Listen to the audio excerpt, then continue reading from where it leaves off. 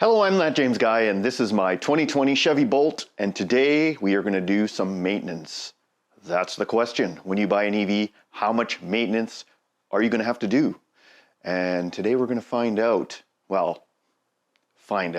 Basically, I've got this thing up on the ramps. As you can see here, I drove it up. I was going to jack up the back end as well, just to kind of, now's your chance to kind of get under the car and take a good look at everything. When you're changing your oil on your gasoline car, half of the thing is just to take a good, proper visual inspection of your car while you're doing it, right? Tires.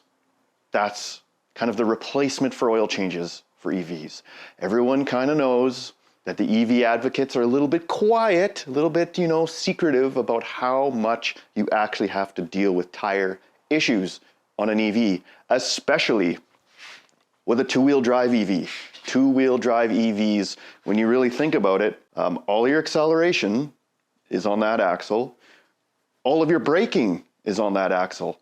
Those tires back there are basically just kind of riding around most of the time, unless you do obviously a emergency brake where you engage the friction brakes on the back. But when you think about how much energy that tire and the one on the other side, the front axle is actually taking all the load. So front tires wear out very quickly. Back tires barely wear at all. Another little fun fact, EV tires, they're not the same as normal tires. These are special. I'm not going to get too much into it. There's a lot of good videos out there about it, but because these things are so quiet, there's no engine running, so they got to make these tires extra quiet. There's actually foam, kind of a sound deadening foam on the inside of the tires that just keeps the noise down on the tires.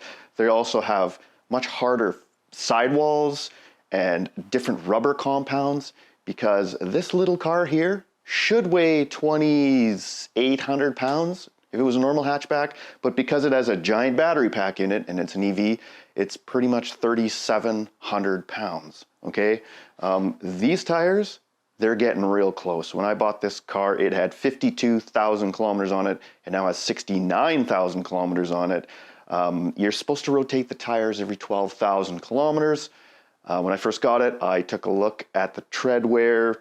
The back had quite a bit more than the front. Well, now they're kind of starting to even out, and I'm going to take some measurements and I'm going to show you how to do that. And then we're going to rotate the tires to more of an optimal position so that they'll wear more evenly. We'll get into that. But here, look at the Chevy Bolt maintenance schedule. Every 12,000 kilometers, 7,500 miles, you have to rotate the tires. You can see here, basically tires. You throw some wiper blades in there. Why would you ever schedule wiper blades? I guess Chevy wants to sell wiper blades. Sure. You've got a passenger compartment air filter every 36,000. I don't know if that's ever been done before. Perhaps I should buy one of those and do it. Hey, you scroll along and you can kind of see the basic stuff. This is a weird one. Gas shocks. Replace hood and or body lift support gas struts. There's a maintenance interval for that. Never heard of that before. And another thing I'm noticing is replace air conditioning desiccant. That basically is a time one, every 7 years. And so that's a weird one. And I did some looking and I compared it to Tesla Model 3. And a Tesla Model 3, the tires are every 10,000 kilometers, 6,250 miles. And they also have an air conditioner desiccant change interval as well, which that's kind of weird to me, but I think these AC systems, they're used to cool the batteries in hot weather. I think maybe the AC system on an EV does get used a lot more than in a regular car, so maybe there's a bit of maintenance to do on it. Don't know what that entails. Maybe one day I'll get into it. Finally, cooling systems. EVs have, well, this one anyway, has 3 coolant loops, right? As I've explained in my other videos in the past. You've got one to thermally manage the battery pack. You've got one to heat the cabin when the heater's turned on.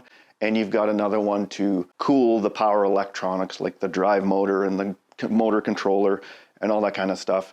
Reason you need 3 separate loops is because they run at vastly different temperatures, right? Your cabin heater is going to be way hotter than your power electronics, which need to be kept nice and cool.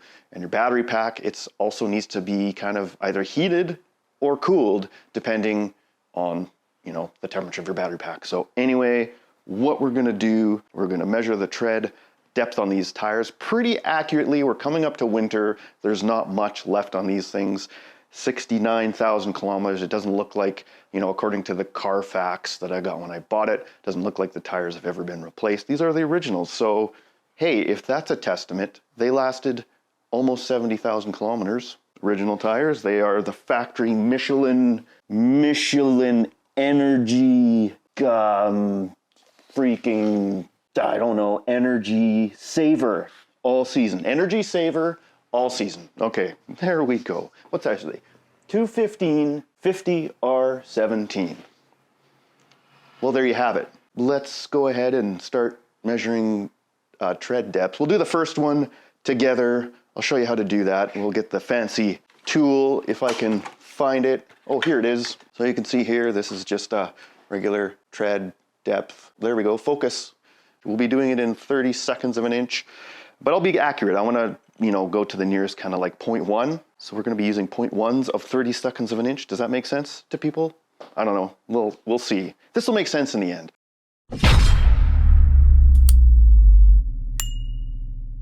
Okay, for our first one, let's get our little tire gauge. You can see there's not much left here. You want to go in a couple spots. Oh boy, 3.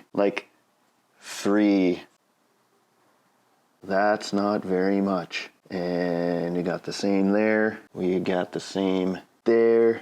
Maybe a little more. Gonna go in the center 2. Yep, 3. Pretty much bang on. So I got my fancy piece of paper. You can see here what I'm gonna do. We're not gonna call this left and right. We're gonna call this roadside and curbside, because some of my friends live in the UK and they drive on the wrong side of the, not the wrong side of the road, the left side of the road. Call this 3.0. You can see there, 3.0. And let's continue on around the car.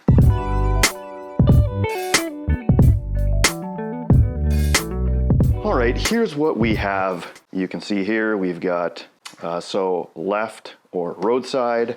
For my UK friends, it's gonna be the opposite, your roadside and your curbside.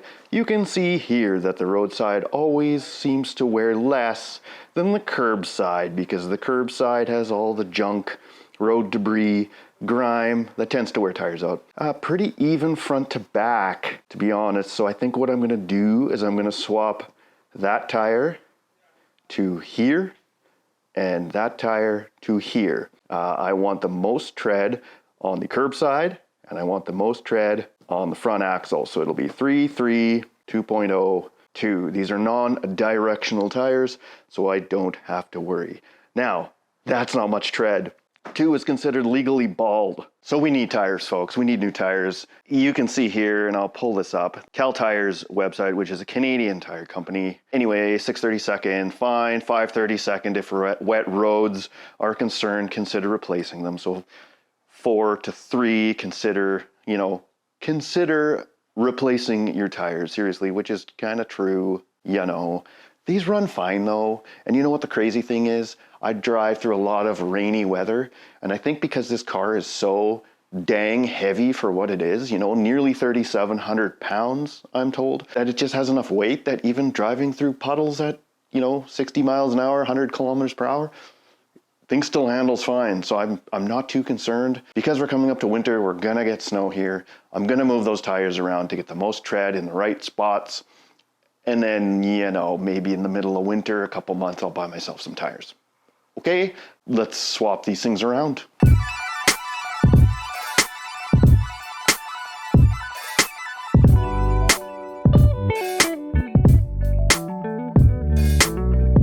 Okay, while you are in here, you're gonna wanna start looking at stuff. If you would have saw in the super fast motion when I took off the left rear wheel, you saw that I checked in there. So front's a little more important. You got a CV boot here. You got another CV boot kind of down here. Brakes, you're gonna wanna check stuff like leaky shocks. Is there anything going on kind of up here, leaks wise? This thing's only got 69,000 kilometers, so I'm not gonna expect to see anything, but hey, look at the brake pads. It's an EV. Brake pads don't typically wear out on an EV, and as you can see here, we have a ton left.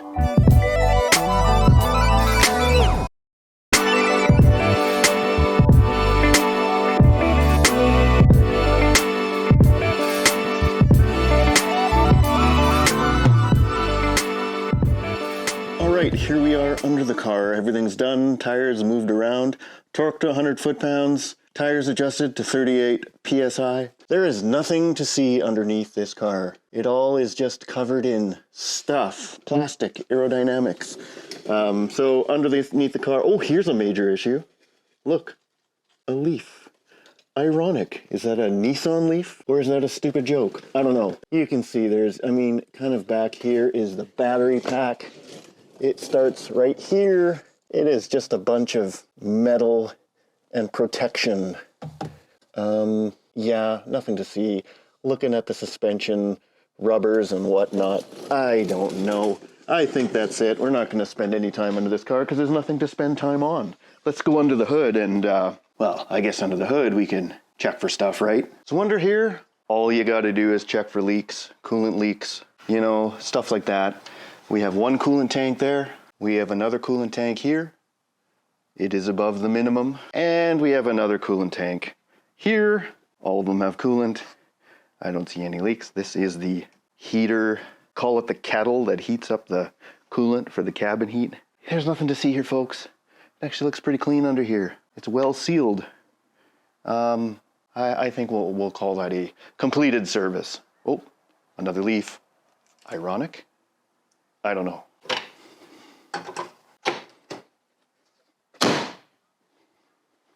So that's it. Preventative maintenance on an electric car. I need new tires. I should start researching them. I hope you found this useful or at least mildly entertaining. I will see you next time.